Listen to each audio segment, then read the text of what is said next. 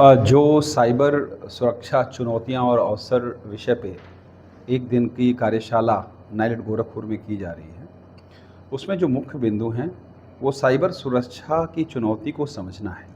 चाहे वो इलेक्ट्रॉनिक्स जो डिवाइसेस हैं उनसे रिलेटेड जो सिक्योरिटी है, जो सेमीकंडक्टर चिप्स हैं उनकी सिक्योरिटी की बात है, आईओटी डिवाइसेस हैं उनकी सिक्योरिटी की बात है, और इतना ही नहीं, जो ओटी सिस्टम्स होते हैं जैसे कि पावर सिस्टम्स हैं या और भी कोई इंडस्ट्रियल सिस्टम है, उसमें क्या सिक्योरिटी की चुनौतियां हैं उसके बारे में बात करने की कोशिश की जाएगी।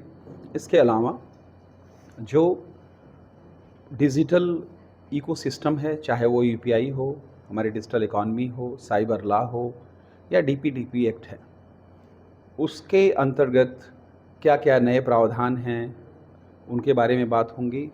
और साथ ही ये हमारे युवाओं को किस तरह के रोजगार भी उपलब्ध कराएगा या कैसे अवसर प्रदान करेगा, उस विषय में भी चर्चा होगी। सर, साइबर सिक्योरिटी आम लोगों के लिए ज़रूरत भी है, तो उनके लिए क्या कुछ आपने सोचा है?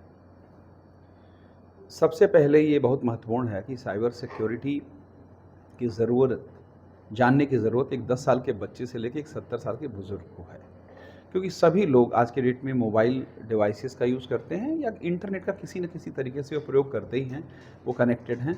और इस तरीके से वो जो साइबर हैकर्स हैं, कहीं न कहीं उनको उनसे रूबरू होना पड़ता है। उनकी जो प्राइवेट डेटा है वो उनके पास चली जाती है, उसका यूज़ करते हैं। आप देखेंगे कि जो डार्क वेब है उसमें बहुत सारे लोगों के प्राइवेट डेटा, आधार कार्ड और इवन क्रेडिट कार्ड तक बिकते रहते हैं।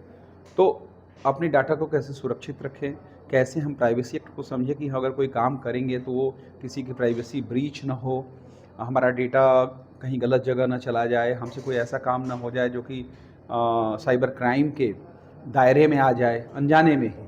और जो नई टेक्नोलॉजी जैसे आर्टिफिशियल इंटेलिजेंस आ रही है, जिसके नतीजे डीप फेक और इस कई सारी चीज़ें या डिजिटल अरेस्ट जैसी चीज़ें बढ़ रही हैं, हम कैसे उनसे बचें, ये बहुत इम्पॉर्टेंट हो जाता है। तो ये सारी चीज़ें आम जनता को ध्यान रखनी पड़ेंगी। यहाँ बताया जाएगा कि आप क्या करें, क्या ना करें, अपना पिन किसी शेयर ना करें, ओटीपी शेयर ना करें या पासवर्ड अपना बदलते रहें बार बार, या कैसे आप लाइसेंस सॉफ्टवेयर का यूज़ करें। तो ऐसे बहुत सारे सामान्य जानकारियाँ भी लोगों को दी जाए।